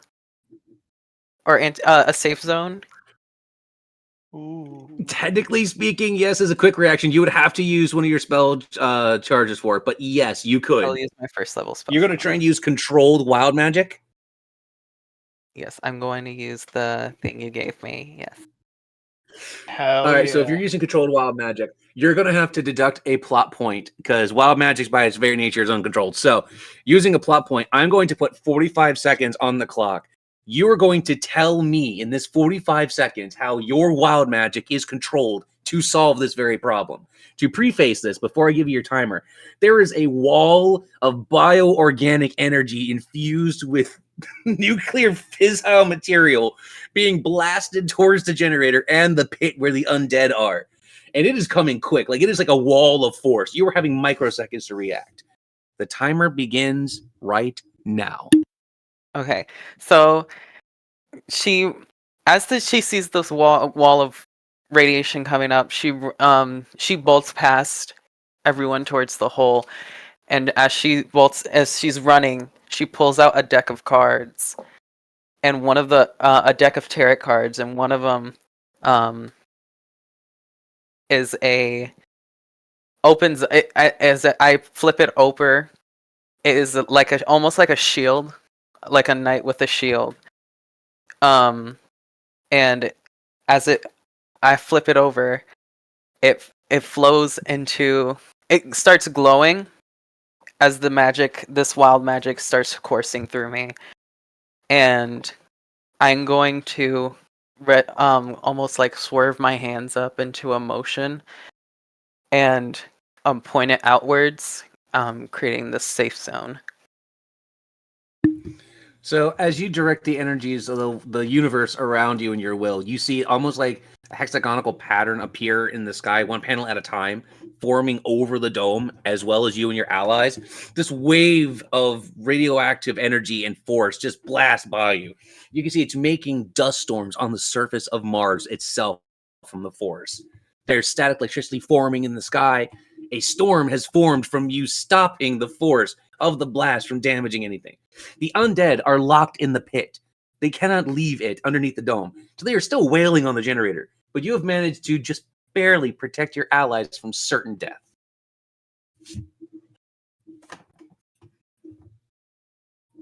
It's funny how fate can save you. As she pulls out her deck of cards and puts it back in her pocket. Remind me to never That is- play against you in a card game. Nice one, S. That was much appreciated. Now, as Mind for the you, Dr. Oh. Ferrum still locked in combat with this Titan as you were doing this. I'm sorry. But in my mind, all this has happened. Giant nuclear explosion. There's dust storms. And here's Dr. Ferrum still wrestling with the behemoth. All right. I'm sorry. I give it Squeezing back. on. Still my turn? Yes, is it my turn now? It is still. It should be coming from Celine. That would be Jack's turn. Yes. Jack's turn? Yeah, it would be Jack for third, and then we All right. have fourth and fifth, which would be Sir Bell and Celestia. Beautiful. Don't forget you have Bardic Inspiration. Is that a Can I D4 or D6? can I D6 at level 4. D6. make Okay. a suggestion? What is that, Celine? I was gonna say, if Celine can shout out something before Absolutely. you. She will yell out as she puts her card away. I suggest we go for the little ones first, while our friend here keeps the behemoth at bay. And that will be all. Beautiful. Jack, the time has come. Your guns have almost been in eager anticipation, seeing the symbol of freedom, feeling the inspiration. What do we do? By the way, I've got America, fuck yeah, playing in the background. Don't own it. Maybe one day So we'll what get I'm sponsored by gonna do some now- music. So what I'm What gonna do you do got? is use the new gun that I just got. Very American. The cryonic cannon. Yeah. How much damage does it do? 3d8 cryonic, so frost. It said 3d8. Yeah. Is the Fires a hit single dice? shot at a time. Is the hit dice like standard like my revolvers and shit? Yep. Standard like your revolvers gets a automatic +3 to hit. Okay. Remember, it's actually being wielded by someone that has proficiency in firearms, so all of those apply. All right. I'm keeping track. What's the AC? Armor class of the behemoth? I mean, I could hit the behemoth, but I could also try to hit one of the little ones. I mean, I don't want to hit. Okay, here's the question: Do it. am I in firing range of hitting the behemoth without hitting the doctor? You'd have to take aim in order to ascertain that. You're in the heat of combat. As normal, you'd have to do what you do best when it comes to firearms. But I can tell you if you take aim, you can pretty easily avoid hitting him as long as you roll well. For clarification, the little ones in the pit all have an armor class of 12. The behemoth has a negative on its stat, making it a 16 instead of the 17 initially had. All right. And I can tell you that behemoth doesn't look so great after detonating, but it's still in the fight. I'm gonna hit the behemoth, and I rolled a 16. Oh, not even a problem. Because remember, you also get the +3 to hit with that weapon, so it would have been 19. Yep. Yeah, you're able to take aim and easily center where you're trying to hit on the behemoth. So, why don't you go ahead and describe to us how you take aim and fire? I'm gonna aim right at the thing's face. Right. As expected, but I had to ask. Gonna give it an old pow, huh? Yeah. All right, roll for me your damage. Remember, since this is ice damage, that damage is automatically doubled to the result. Alright, so it's 3d8, so doubled, and that is okay. Yeah, so whatever the result would be, you just double the end result. 23. Oh yeah, 23 points of ice damage. You see like the cannon itself like rears up, like it charges for a minute. You see this giant, almost mortar-like shell made of ice flying out of the barrel. And when it impacts, there's just like the sound of shattered glass and instant freezing, as part of its chest carapace is instantly coated in a foot thick of ice. Right It before I roars fire, in my guy pain. goes, America, fuck yeah. Dr. Ferrum, it is so And jarring it's how the cold this song creature is got that you blaring can in feel his it. audio, his headset. Oh, great. You managed to go back to early Terra for music. That's beautiful. Maybe you found some of the security hall. But it's so jarring how cold it is. Like even the vacuum of space, that is normally something Dr. Ferrum can ignore from being out there. It is so cold, even he feels the cold coming. Oh, that's impressive. Wonderful, Jack. Is there anything else you want to try and do on your turn before we pass it over to Sir Bell? Let me see what additional actions I can do. I think I still have a bonus action, don't I? You do, and you have your grit dice as well. Oh, I'm gonna hit it again. More guns, son. The solution at hand. All right. Now, obviously, this particular shot, you cannot use the cryo cannon for. You're going to have to use one of your regular weapons, as that was your primary weapon. This is your bonus action. So, what do you do with your bonus damage? Which weapon are you using? I'm using my revolver, and I'm gonna use my grit points as well. I figured you would be, so that's where the creature will be taking piercing damage, which it is neutral. Just for my notes. I'm using ice. All right. Oh, you're doing ice attunement. Okay. So right before you start entering your bullet time, you see all of your weapon, it gets a little icy sheen. Even the revolver spins with a little frosty mist that leaves it. Go ahead and open fire. That This is thing a might just be a little dun 23. dun dun. I'm not doing it. Another 23. That is a 23 to hit. Oh, 23 to hit. That is okay. Double damage plus crit. All right, you're just trying to put this thing out of its misery now. I give you a good boss, and you go, fuck you, boss. I'm gonna shoot you in the face. All right, bring me with the damage. What do you got? Hit me with it.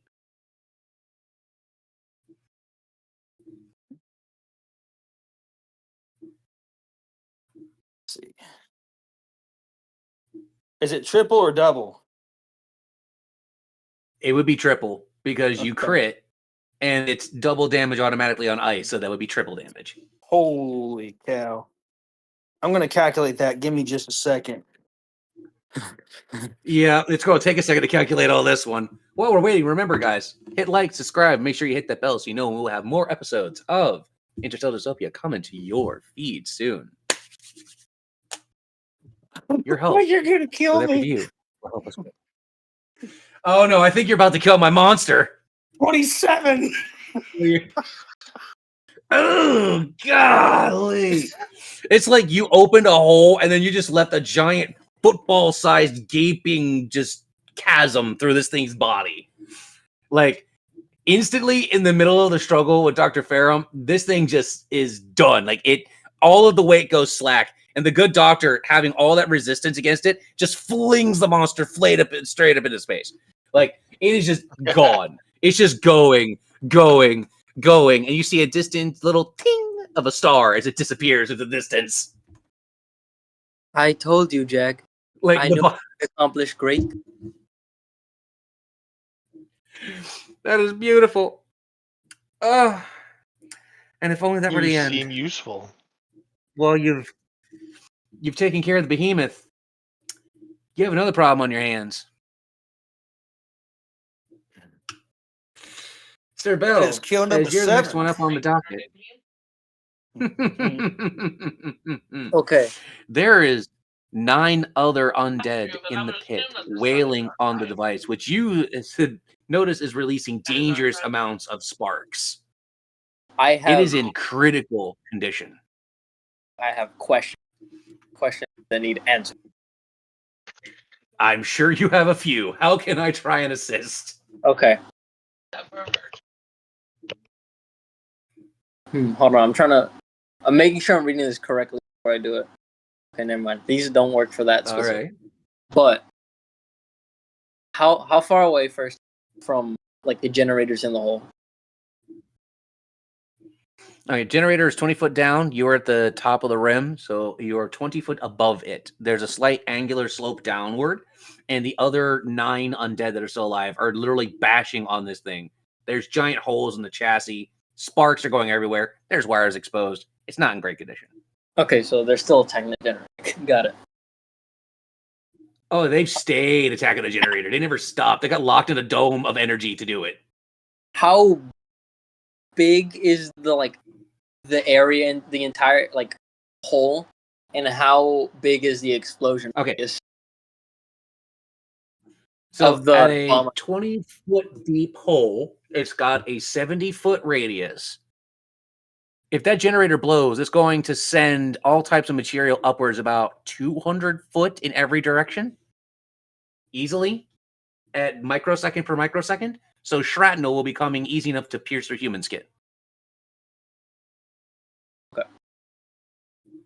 Because the default D&D bomb is 60 feet in, obviously, circle.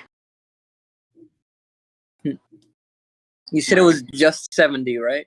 Like 70-foot radius, 20 foot downward at a deep at a partial slope, 4-degree angle. and it's the bomb that like, attracts them to it, right? Sound bomb, yes, you agree. Yeah. The sound ordnance, as we're calling it. Okay. I would like overclock, run down the bomb as far away from the generator as possible, like in the corner of whatever corner there is.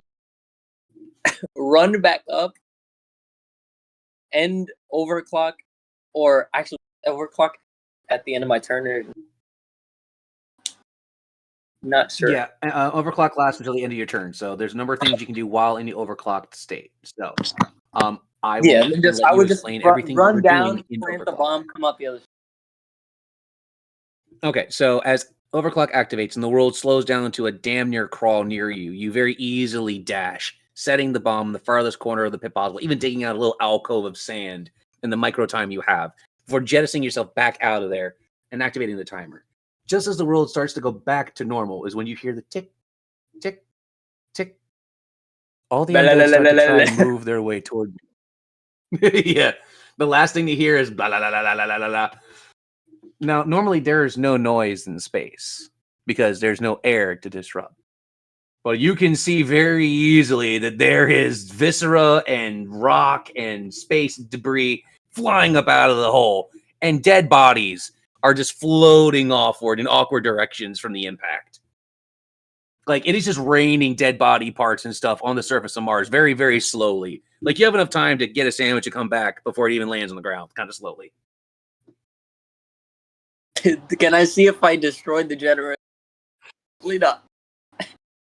Yes, please. You brought it into existence. Roll better than a 6 to not destroy the generator with the bomb.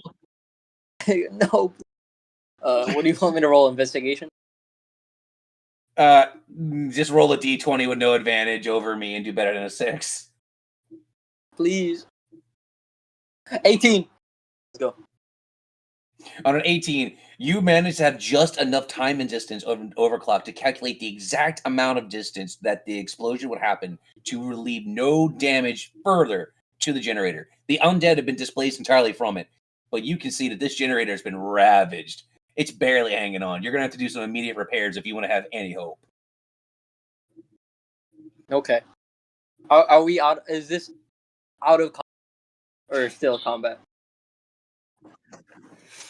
No, technically speaking, at this point, because all of the bodies have been exploded into the air, there are some that are still alive in the nearby area, but the immediate damage to the generator has passed.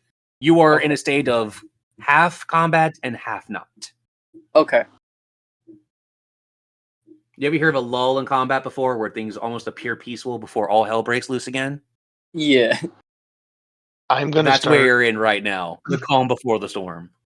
I'm gonna head to the generator, and the first thing I'm gonna do is start trying to mend it. Yeah, I was about to say I don't. If I have any movement left, I would have just started making my way down. I'll cast mending Oh, easily. to start doing this. You start casting mending. Sir Bell, do you want to try and add on to that? Yeah, I'll give him my help action. Or actually, I Alright. can just do an intelligence So thing. You could. I'm going to have you both roll me a d20. Your combined to do better is a 25. So 2 d20s together must do better than a combined 25 to be able to fix the generator. Hey, I got 13. 13. So hey, 13. Damn it! Double we're 13. good. Lucky number. 13 Unlucky is number, 26. It's cool. Unlucky 26. number. It's my lucky number, Yeah, so it unlucky works. number for the win. 1 point over. Holy crap.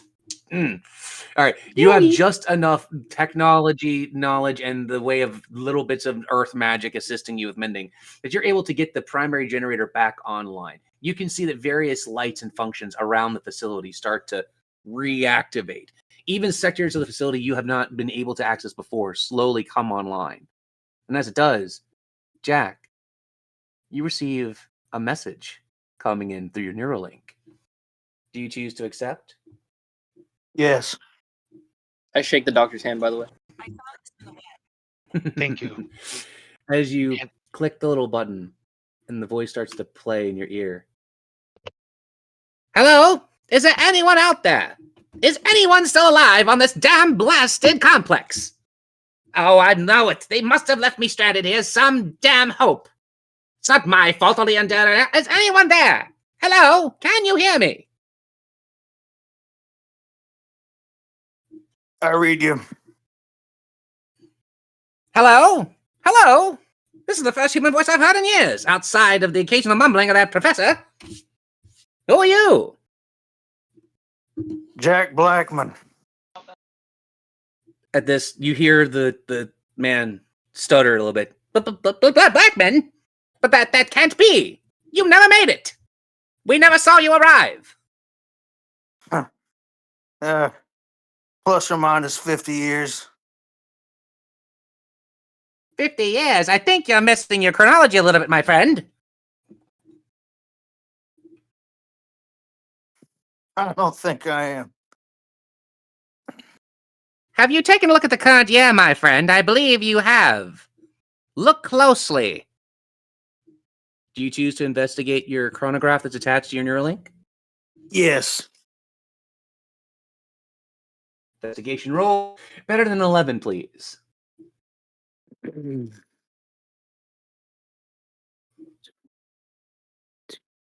For the mother of God, do not roll that one, please. Oh, what'd you say the roll was? An 11 or higher. 11. On the match, as you start to go over the information, the numbers, they're not lying to you, but they don't make sense. Jack, you were supposed to have awakened 50 years sooner. You have arrived 40 years after the facility initially opened. You have, and the rest of your crew, have been transposed through time itself. You are 80 years ahead of where you should have been.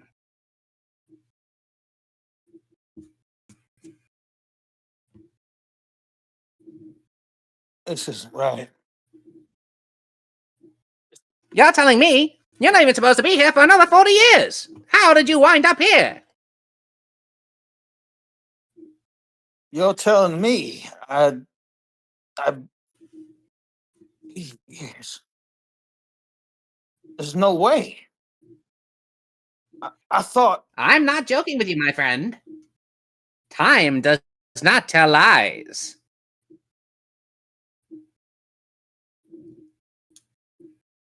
I've been gone longer than I thought.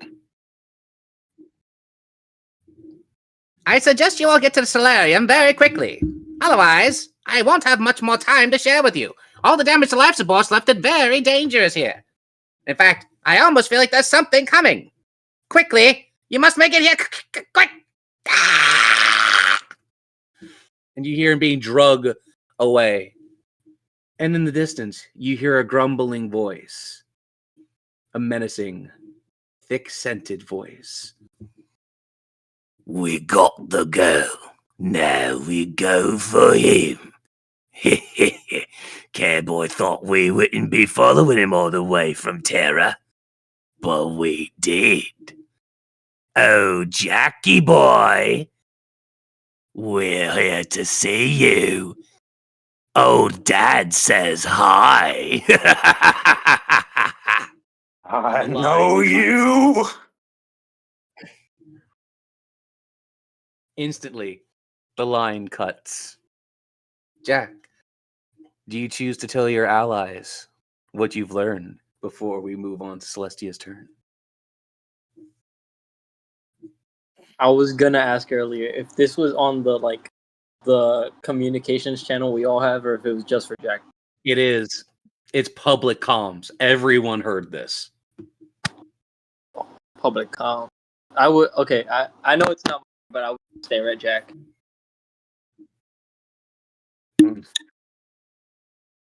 I am like clenching my fists right now. And because I'm not only trying to process the fact that, one, I've been gone for 80 years, and two, now I've kind of learned that my supposed wife, and now figure out I have a son, are still alive. And so An I look at the unprecedented rest of result. them. An unprecedented result. This was not expected. No. So I look at the group and I go, we're going to have to find my family before this is all over, or I'm going to lose my goddamn mind.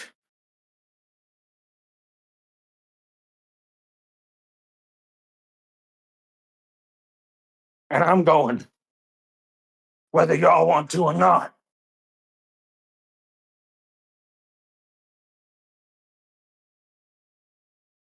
Who's with me? I already said I would help you find your family. I am with you, Jack.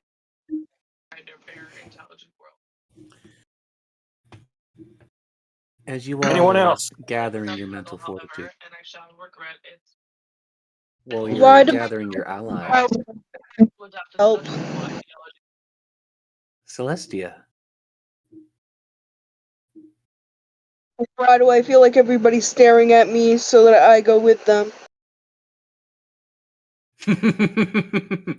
as all eyes turn to you, one moment you are blinking, looking at your allies in almost slow disbelief, not quite certain what you've seen. And in the next blink, you are in an ever expanse of stars. There is no large celestial body beneath you. You do not feel the energy of Mars, your allies. You are Supported me. in inky blackness within space. But it's not somewhere you haven't been before. In fact, this place feels normal to you. The Feels like goddamn. home. Roll for me an investigation if you would. Do better than a 2. Oh no, a 2. You got a 10? Yeah. On your 10, the very stars of the cosmos slowly swirl around you, taking on the visage of a wizened man, literally built from the stars itself. You see them smiling down upon you, and a very soft voice enters your mind. Born from the stars, yet to rise. May the ice be cold, save those from demise. With a blink, you're back in front of your allies, as if that didn't happen.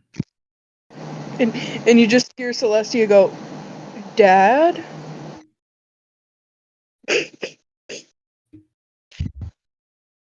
With the voice of Father? the stars that has spoken to you, you notice that there's a small gem-like structure that has grown from the back of your palm, the back of your hand, in the shape of a star, as if you have finally been found. This is known as Draven's Light, and it's a symbol of the guiding star of this universe.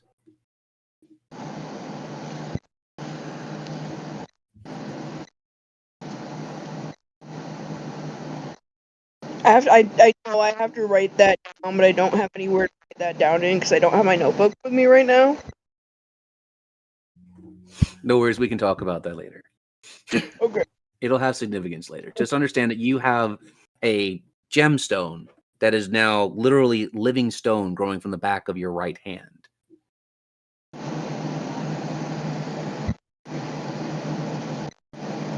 She's just standing there, kind of staring at it, moving back and forth between looking at each hand and kind of just like coming back to reality.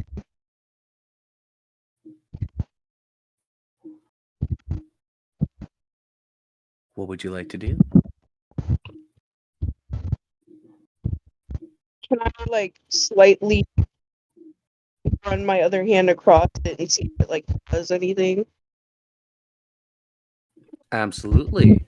I need to roll a d10. As soon as your skin makes contact with the star, it lights up, activating Wild Magic number 5. Just a moment. I need my Wild Magic chart.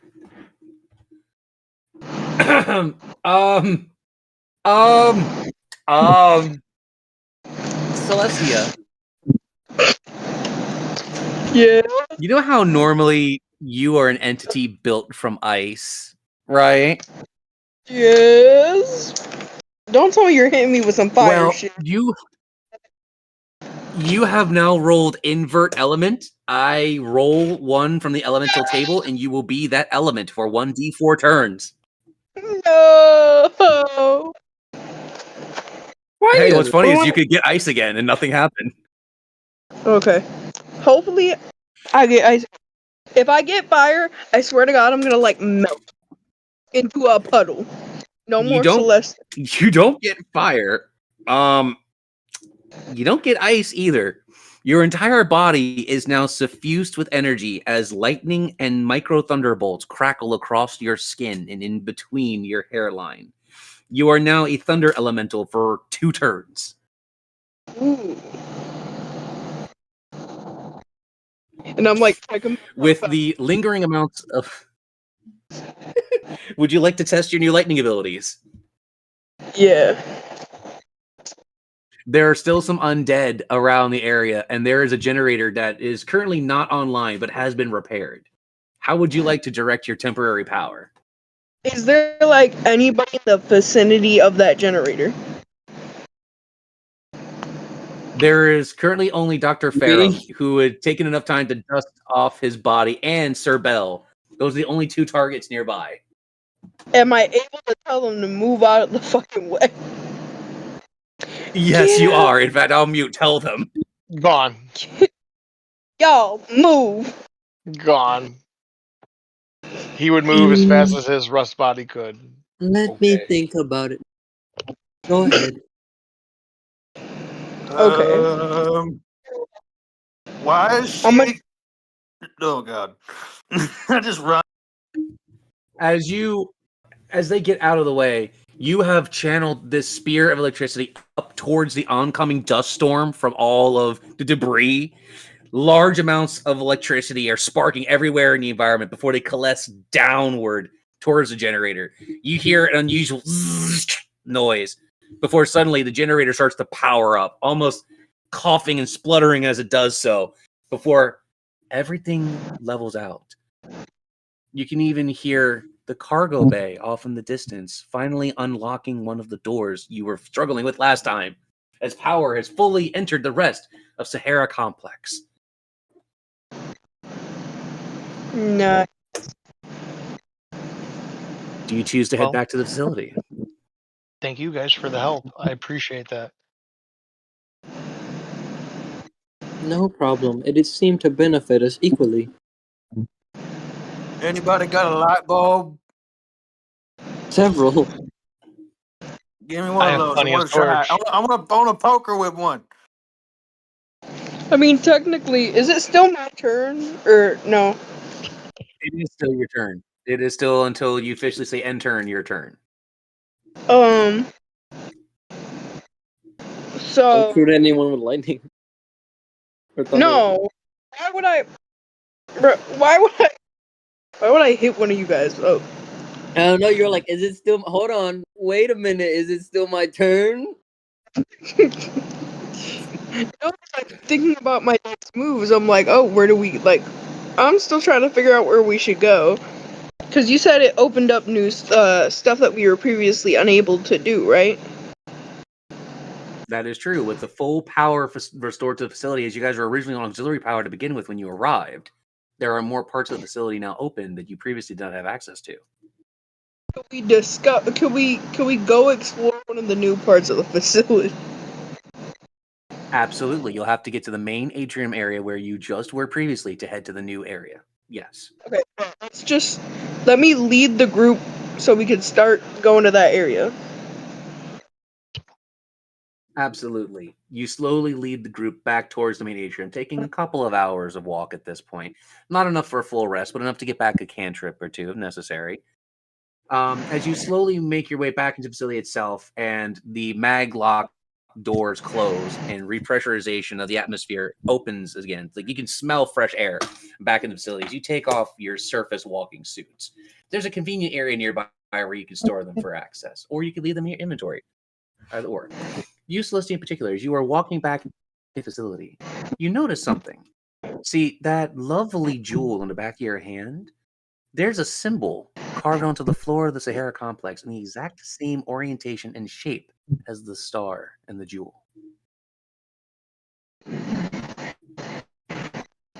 I look at my hand and I look back at the star and I just look back and forth. I just keep mumbling, what does this mean? What does this mean? Hey, Shade. Quick question. As Would the any danger of us slowly have begins noticed the thing on her Hmm? hand?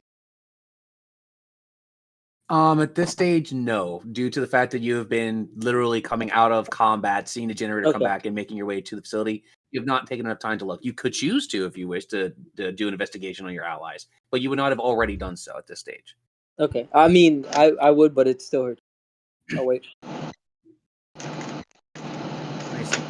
Oh. Celestia, you still technically have roleplay if you wish to do so, and you still have movement if you wish to do so. I have a question. Ask away. Now, is that symbol on the floor, is it like a part of the floor itself? Is it like its own part, like its own tile of the floor, and the rest of the floor is like connected to it? Or is Yes. it like a painting on the floor? Or is it its own part of the It floor? is. It's its own part of the floor. It is literally a stone that is amongst all the others in the exact same orientation and shape as the mark on your hand. I would like to stand on the symbol. As you stand on the symbol, you hear a grinding noise as it slowly descends into the floor space itself. Ah, shit. It doesn't take long before, as you slide down one floor, a second floor, Guy, you come upon a large opening. guy. Your They're voice just echoes along the chamber until take me down. Oh, we you come lost to a one vault already. in a large chamber. Inside this chamber, there are small statues, all laid, various types of physical forms, but every last one of them having the shape of the star embossed upon them. Different races, different entities, different godlike beings, to your knowledge, all seem to have this symbol. And in the very center of the room, there is a raised dais. with a central urn where which you could burn something or make an offering. You have found a shrine to they who is called Draven.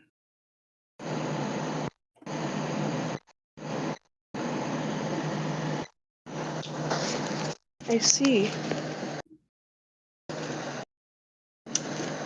Do I have anything in my inventory that I can like place on the shrine? Why, yes, if you recall, you have parts of the undead you've collected from the behemoth. I do.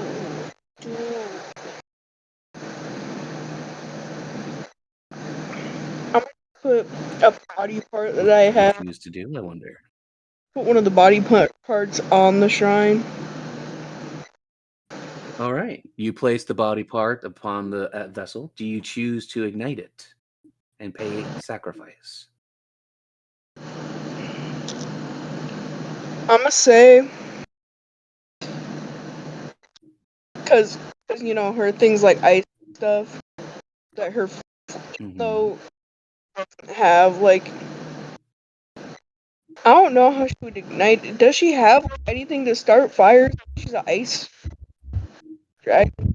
This is the last turn you have where you're coated in electricity. You very easily make a spark.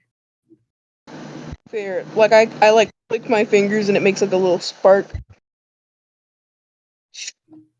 So you send the little current electricity towards the body part to ignite it, Yeah. taking only a couple of moments from a tiny spark to a roaring flame. The entirety of the limb is eaten by the flames itself, and you feel an almost presence of sorts settle within the room.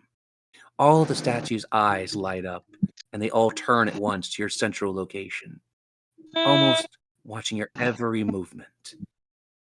Uh, As the dark enters, you see motes of light, cosmos being born and rendered dead, and reborn once more before your eyes, watching the very cycle of the universe grow and shift and change, before an entity appears before you.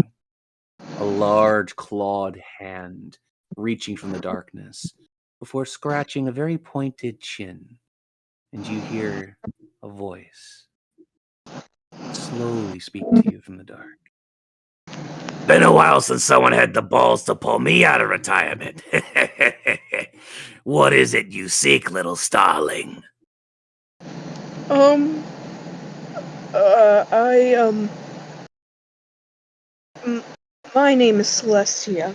I was a royal and I was appointed to come onto this ship as part of the guard. I do not know who you are or what powers you possess, but I got this star symbol and it is very strange to me and that's what landed me here. It seems the way of the North has found you at last. You think it was by accident that one born from the stars comes here of all places? You were always meant to be here. You don't know who I am, yet you're born of the very essence that I birthed into the universe. What are they teaching you anymore? Well, my mother is dead and my father was a very bad man. So, I do not know much about my history. You're too young to know the full story, and you don't have near enough to pay homage to learn it. So I'll give you a clue to the next time I find you. Your old man was a king of sorts, but not of any land you'd ever rule. He owed me a favor, and in return, well, here you are. So I'll do you a favor.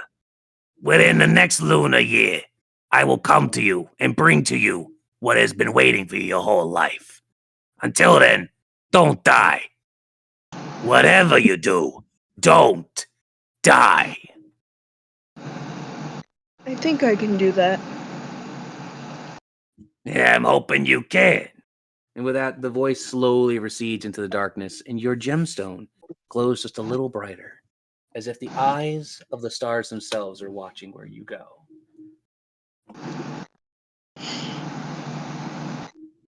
I want so badly to make a reference, but I can't.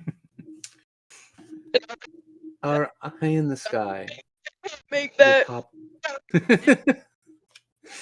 Our eye in the sky will pop to one last person for today to bring us home. And Dr. Ferrum, I will have you be our first player next week as a result. Okay. Jack, as you have taken some time to coalesce some information, trying to figure out things, figure out what's going on with the voice, what's going on with the 80 years, looking at the picture, looking at the coordinates, I give you an option. Do you activate the beacon that's associated to those coordinates? Or do you go to security terminal? I activate the beacon. As you activate the beacon associated, a notification pops up on the main security console. Do you choose to interact? Yes.